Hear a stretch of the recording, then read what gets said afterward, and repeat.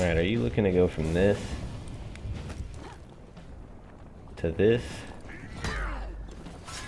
If so, then I think you might have came to the right place.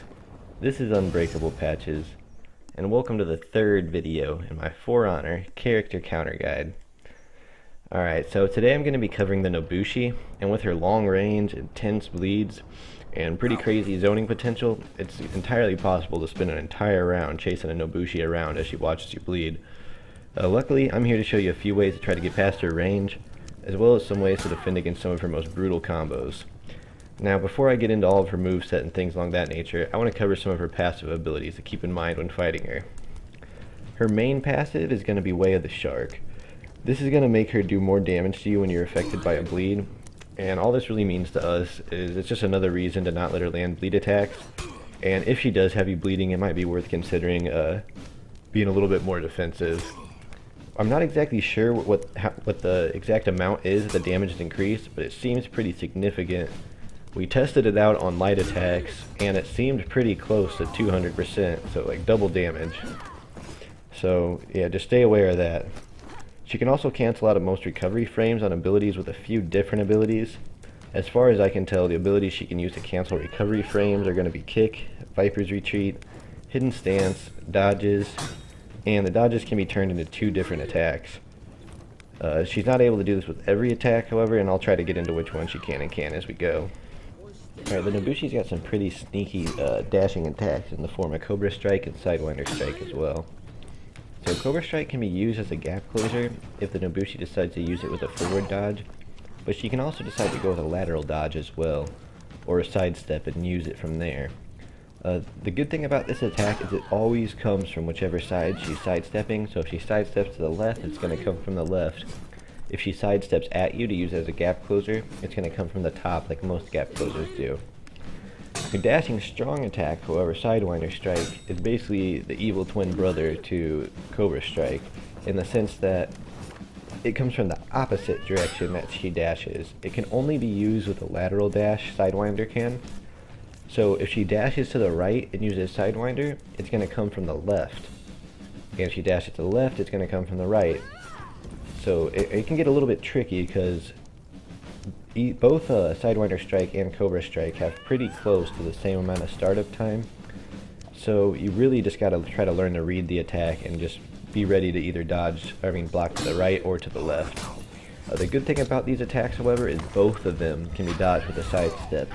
Sidewinder can be a little bit harder to sidestep, but it's still pretty easy if you get your timing down that you can just sidestep around both of these attacks and punish her from there. The only kind of good thing about the sidestep versions of these attacks is that when she performs them, it's really going to gimp the distance that the Nobushi can dodge, making most of these moves really hard to use as a counter attack if you're going to be putting the pressure on them.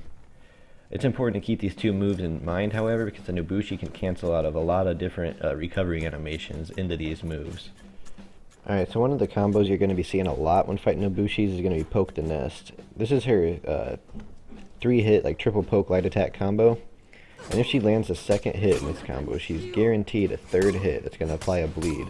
So try not to let her get the second attack off, because if she does, there's basically nothing that you can do to stop the third attack. However, with the third attack in the combo, as far as I can tell, the Nobushi can only continue the combo with a kick. So be ready to sidestep after that, and you should be able to end her combo there. Keep in mind though, during the first two moves of the combo, she could cancel her abilities with basically any of the abilities that I named earlier. Now the Nobushi has a pretty unique ability in the form of Hidden Stance. This move, it takes actually a good amount of stamina to activate, but for the split second that she activates it, as far as I know, it gives her this game's only form of invincibility frames. So for the split second she activates it, she can use it to dodge any attack in the game, even shoulder and shield bashes. But the timing is pretty sharp. While in Hidden Stance, the game basically treats all of her combos as if she's already landed one light attack. So for instance, she could go straight into the second attack and Poke the Nest, or go into a kick. But either way, you can dodge both of these attacks with a properly timed sidestep. So the Nobushi's kick can actually be a pretty frustrating move to deal with when you're not prepared. It drains your stamina, it knocks you back pretty far away, and it sets you up for a guaranteed poison poke from the Nobushi. However, it can almost always be dodged with a well-timed sidestep. So, and also be sure not to dodge too early, however, or else the kick will actually track your movement, just follow you, and you'll get hit anyway. It's worth noting as well that she can do this after a guard break, but if she does it at that point, there's nothing that you can do about it. You just have to try to tech the grabs in order to avoid that. One of the best things you can do to get better at fighting a Nobushi is going to be getting really good at dodging the kick. If you can consistently dodge the Nobushi's kick, it's going to help you win a lot more consistently against them, as that's one of their strongest defensive tools. Alright, so now we got Viper's Retreat. This move is mostly used as a zoning tool to try to keep you at a distance. It comes out decently quick, but it isn't too hard to sidestep or block.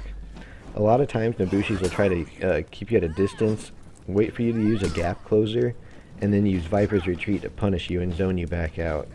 If you ever feel like this is the case, try feinting and then going for a sidestep or a block, whatever your defensive preference is. Or if she's being aggressive with it, just dodge it and punish her. Alright, and then Nobushi actually has a pretty solid zone attack as well.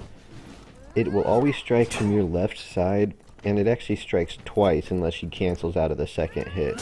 The first hit is going to be a large sweep it's going to strike at your left, and then the second hit is going to be a follow-up poison poke that is also going to come from the left.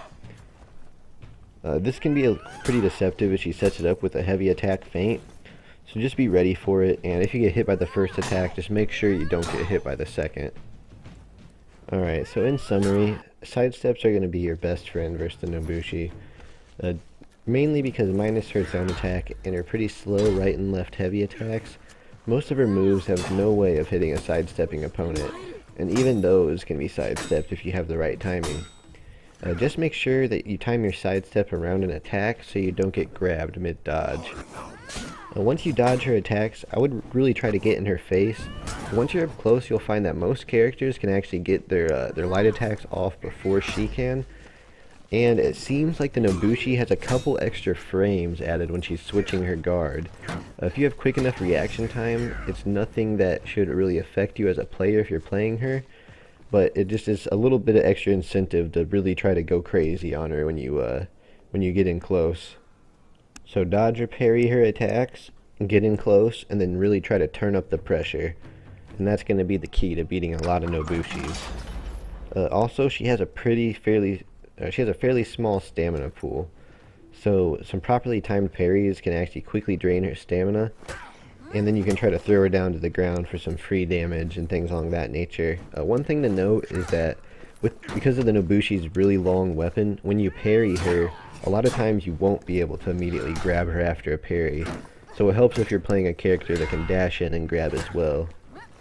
All in all, I feel like the Nobushi is actually a top tier character. Even if most of her attacks can be sidestepped, defeating them is going to require a lot of focus on your part, and you got to make sure you remember to look out for the kick and to try to block the triple poison pokes when you can.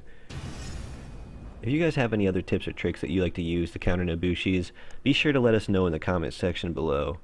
As always guys, if you guys enjoy the content, make sure to drop a like and a subscribe.